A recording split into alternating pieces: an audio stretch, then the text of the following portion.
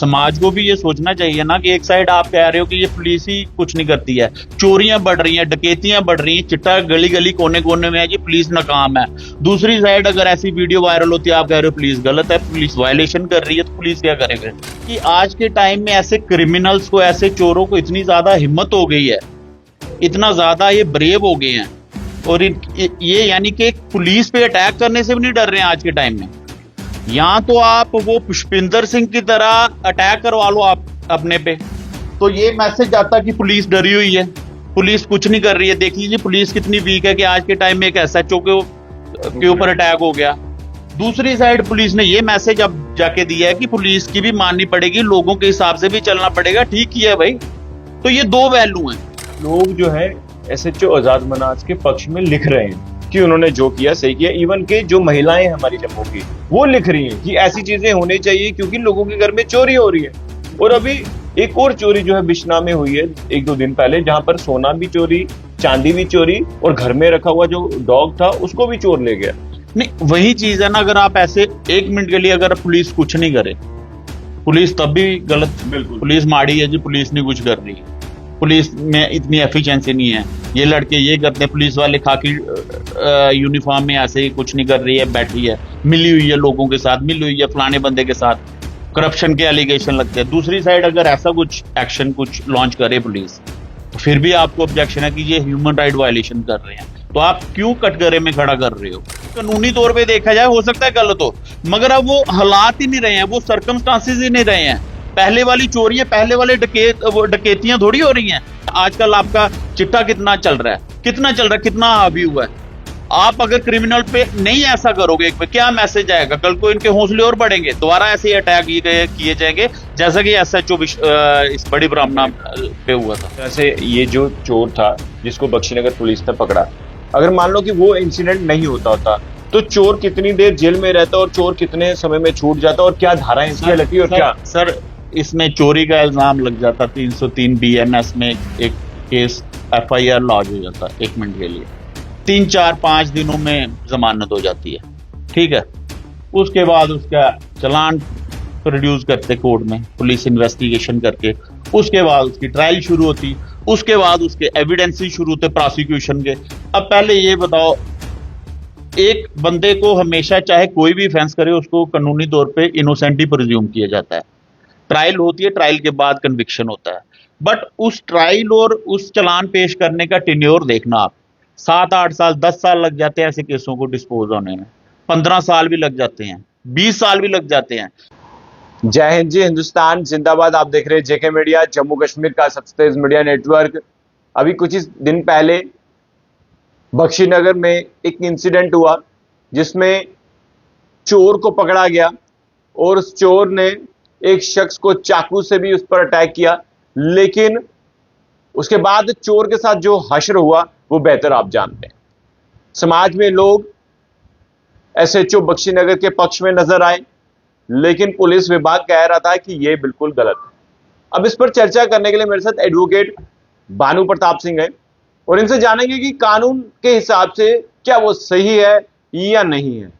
और लोग कह रहे हैं कि ये सही है, लेकिन कुछ लोग ये भी कह रहे हैं कि वो ठीक नहीं है। आज इसी पर चर्चा करेंगे। भानु जी, काफी समय से आप वकालत कर रहे हैं, एडवोकेट हैं, क्या लग रहा है कि जो ये रिसेंटली जो ये इंसिडेंट हुआ है, बहुत सारे लोगों ने प्रदर्शन भी किए एसएचओ आजाद मनाज के पक्ष में, आप किस तरह से देखते हैं कि कानून क्या कहता है? देखिए, पहली चीज तो ये कि किसी को कोई राइट नहीं है ऐसे किसी की परेड करवाना, या किसी के गले में जूते डाल के, उसका हाथ डाल के, तो ऐसे बोनेट पे बिठा के ऐसी कोई वीडियो वायरल करना, या इस तरह का किसी भी तरह का इंसिडेंट ऐसा हो, तो वो बिल्कुल मैं एंडोर्स नहीं करता हूँ कानूनी तौर पे देखा जाए तो। But at the same time इस चीज के दो पहलू हैं।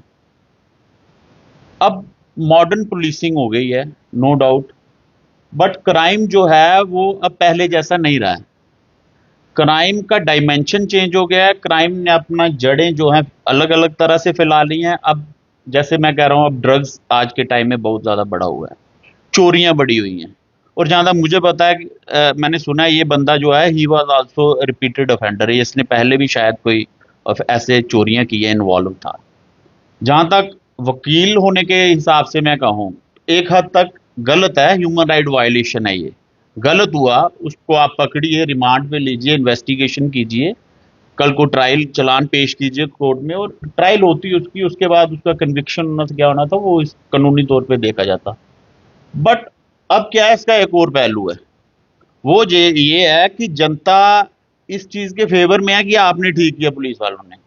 रीजन बीइंग कि आज के टाइम में ऐसे क्रिमिनल्स को, ऐसे चोरों को इतनी ज्यादा हिम्मत हो गई है, इतना ज्यादा ये ब्रेव हो गए हैं, और ये यानी कि पुलिस पे अटैक करने से भी नहीं डर रहे हैं आज के टाइम में। यहां तो आप वो पुष्पिंदर सिंह की तरह अटैक करवा लो आप अपने पे, तो ये मैसेज आता कि पुलिस डरी हुई है, पुलिस कुछ नहीं कर रही है। देख लीजिए पुलिस कितनी वीक है कि आज के टाइम में एक एसएचओ के ऊपर अटैक हो गया। दूसरी साइड पुलिस ने ये मैसेज अब जाके दिया है कि पुलिस की भी माननी पड़ेगी, लोगों के हिसाब से भी चलना पड़ेगा। ठीक किया है भाई। तो ये दो पहलू हैं। अभी जिस तरह से बात की जाए, आपको याद होगा कि कुछ हिस्ट्री शीटर्स की भी परेड निकाली थी गंग्याल में, पुलिस ने उनको भी सरेआम उनकी परेड निकालकर उनको भी पीटा था। एक वो एपिसोड था, एक ये एपिसोड था जिसमें चोर को भी पीटा गया बोनेट में बैठा के। तो दोनों पक्ष में अलग अलग जनता की राय है। देखिए, मैं वही चीज कह रहा हूं ना, आज के टाइम में लोगों के ये विचार है, लोग भी कंफ्लिक्टिंग व्यू से हैं, कुछ कह रहे हैं ठीक है, कुछ कह रहे हैं नहीं ठीक है।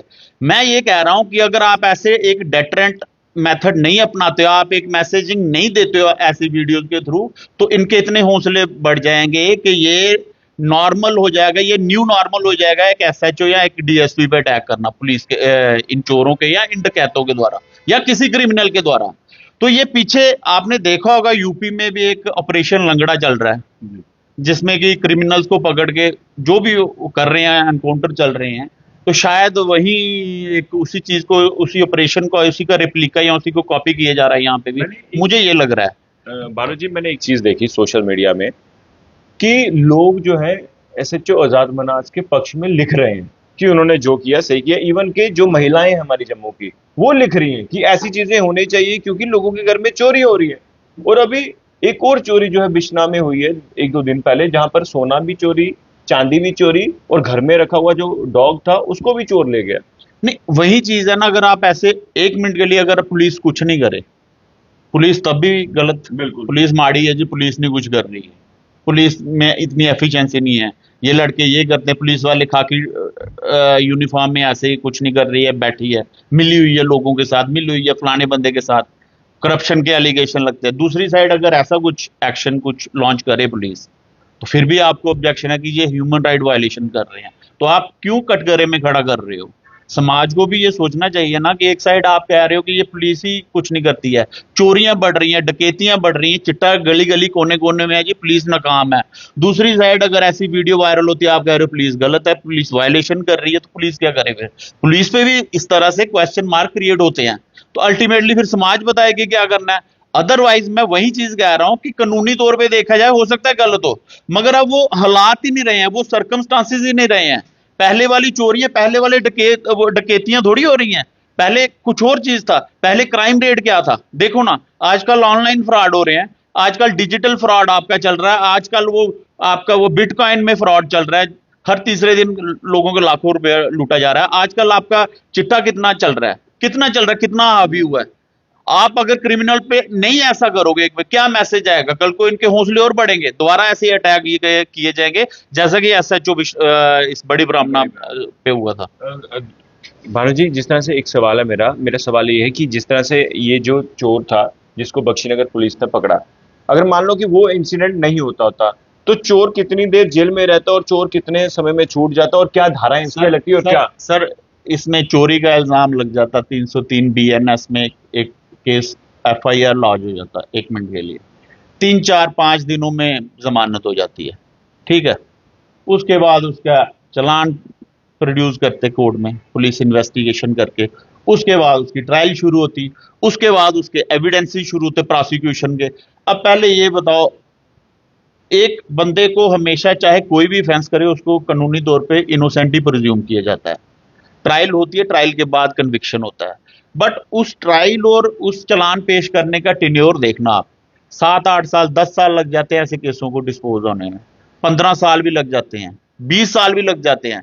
तब तक आपने कितने विटनेस करवाए कोर्ट में, कितने विटनेस आए हैं, क्या उनको अभी भी याद है? 10 साल एक बंदे को अगर आज आपकी गवाही हुई है सपोजिंग किसी चोरी के केस में, मेरा ही सपोज गवाही हुई है, 10 साल बाद मुझे कोर्ट से सम्मन आता है जी आपके फलाने फलाने केस में आपने गवाही दी थी चोरी के, 10 साल बाद मुझे याद रहेगा कि क्या वो इंसिडेंट क्या था क्या नहीं था? तो बंदा ऑटोमेटिकली भूल जाता है। फिर उसमें एजेंसियां प्रोसिक्यूशन होता है, ये देखना होता है आप विटनेस कितने करा रहे हो, कितने होस्टाइल हो गए हैं, कितने उस बंदे के फेवर में गवाही दे रहे हैं। ऐसा भी तो होता है ना, विटनेस जो होता है होस्टाइल हो जाता है, कहीं भूल जाते हैं, कहीं कोर्ट में नहीं आते गवाही देने, उनको 20 बार सम्मन जाते हैं कोर्ट से, पुलिस वाले जाते हैं, वो लिख के दे देते हैं जनाब बीमार है, कोई बोल देता है जी लिख दो, बोल दो कि मैं बाहर गया मिला ही नहीं। तो ऐसे इसी तरह से ये लिंगर ऑन हो जाता है एंटायर ट्रायल, और फिर वो टाइमली डिस्पोजल नहीं होता है, फिर वो प्रोसिक्यूशन फेल हो जाता है प्रूव करने में कि भाई बंदा गिल्टी है नहीं, बाद में अगर उसको एक्विटल हो जाए तो वो इनोसेंट प्रूव हो जाता है। तो ये लंबी चीजें हैं, कोर्ट के जो प्रोसीजर हैं ये लंबे होते हैं, ठीक है ना? उस हिसाब तभी तभी चोरियां नहीं रुक पा रही। सर चोरी कैसे होगी? एक बंदे को पता है मैं अगर 1 मिनट के लिए ऑफेंस कर भी रहा हूं, मुझे 5 दिन में, 6 दिन में, 10 दिन, एक एक एक टर्म है क्रिमिनोलॉजी में रेसिडिविज्म, जिसमें यह कहा गया है कि एक बंदा अगर एक ऑफेंस करता है, पनिशमेंट मिलती है या रिहेबिलिटेशन होता है, उसके बाद वो उसको दोबारा करता है, वो हार्डकोर बन जाता है, वो रिपीटेड ऑफेंडर हो जाता है, दोबारा करता है, उसको पता चल जाता है कि ये नॉर्मल हो गया है। क्या होगा? अंदर 4 दिन रखेंगे पुलिस थाने, जेल में रख देंगे, फिर उसके बाद ट्रायल शुरू होगी, मेरी जमानत मिल जाएगी मुझे कुछ दिनों बाद, तो दोबारा मैं खुल गया हूँ। आपको लगता नहीं कि कानून को और सख्त होना पड़ेगा, कानून को चेंजेस बड़ी चाहिए? ज्यादा टाइम बाउंड मैनर में, बड़ी ज्यादा, अगर ऐसे ऑफेंसेस होते हैं, पहली चीज तो ये बेल ही नहीं, मैं कह रहा हूं बेल ही नहीं जल्दी मिलनी चाहिए इनको, 2-2 3-3 महीने, 4-4 महीने तक तो बेल रिजेक्ट ही होनी चाहिए इनकी, अगर ऐसे कुछ ऑफेंस होते हैं। क्योंकि ये समाज में 4 दिन बाद अगर सपोज बंदा जमानत में बाहर आ जाता है 1 मिनट के लिए, वो दिखाएगा देख लो जी आपने क्या कर लिया, बिल्कुल ठीक है ना? ऊपर से वो इनोसेंट ही होगा जब तक कि उसको सजा नहीं मिले, और उस टाइम भी क्या पता सजा मिलेगी या एक्विटल होगा ट्रायल खत्म होने के बाद। तो ये अभी के सरकार ने चेंज किए हैं कानून, और इन्होंने फिक्स किया रिस्पॉन्सिबिलिटी कि आपको इतने सालों में ही फैसला सुनाना है, इतने सालों में ट्रायल आपको खत्म करनी है। बट ये थोड़ी लंबी प्रोसेस है, बीच में ना अड़चनें बड़ी आती हैं, कोई एप्लीकेशन मूव कर दो किसी ट्रायल में, अब आप सिविल केस की मैं बात बता रहा हूँ, यहाँ पे 40-40, 50-50 साल हो गए हैं, 2-2 3-3 पीढ़ियां ही खत्म हो गई हैं, दादों ने केस लगाए हुए हैं, पोते आके यहाँ पे भुगत रहे हैं, दादा भी मर गए, बाप भी मर चला गया। होता मैं कह रहा हूँ इनिशियल स्टेज में, पहले स्टेप में यहाँ 2-2 3-3 साल लग जाते हैं केसों को, कोई नई एप्लीकेशन डाल देते हैं, पहले ये डिसाइड करो, फिर कोई और एप्लीकेशन, सिविल सूट की बात कर रहा हूँ मैं, सिविल केसेस की।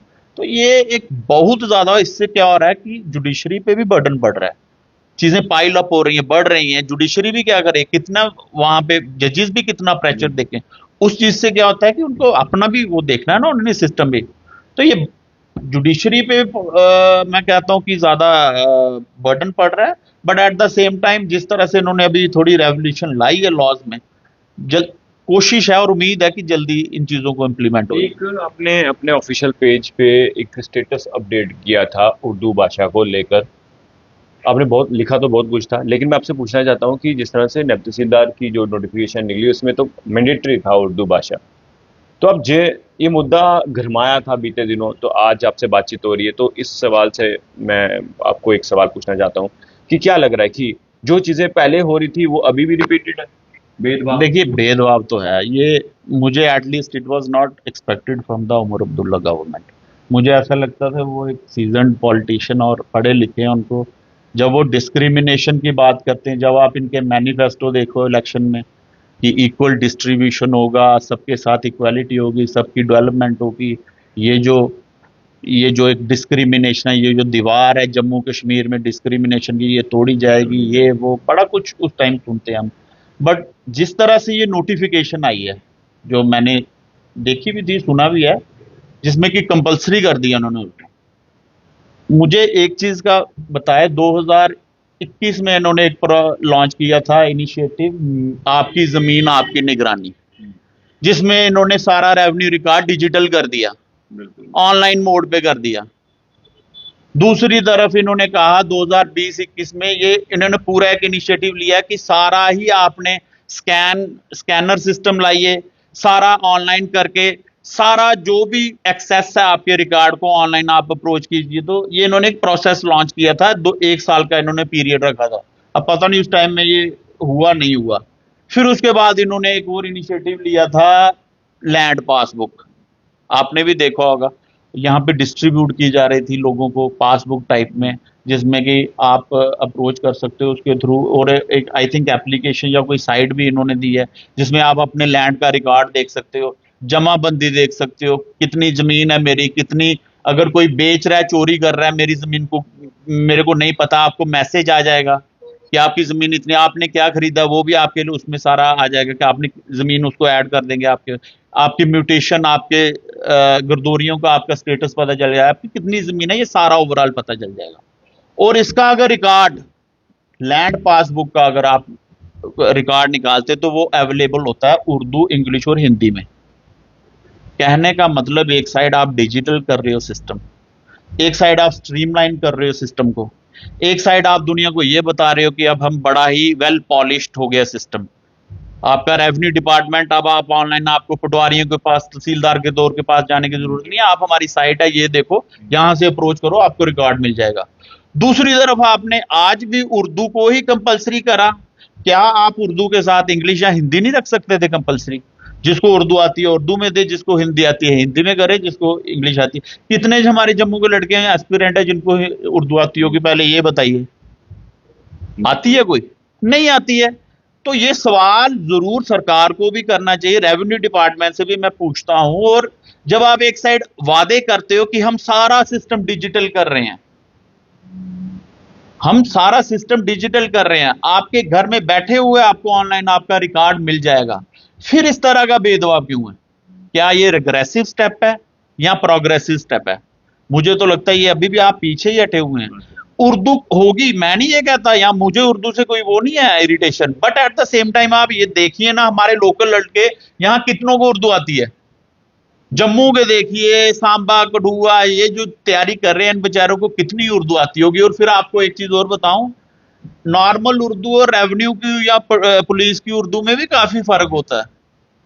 आपको बताऊं, ये बड़ी डिफिकल्ट होती है रिकॉर्ड, जब आप इस चीज, हाँ, अगर ज्वाइन कर लें, जब कल को रिक्रूटमेंट हो, उसके बाद आप ट्रेनिंग दो, कुछ करो, स्टूडेंट्स को तैयार करो, लड़कों को तैयार करो, जो भी आपके एज अ नायब तहसीलदार बनते हैं उन लड़कों को, वो एक अलग चीज थी।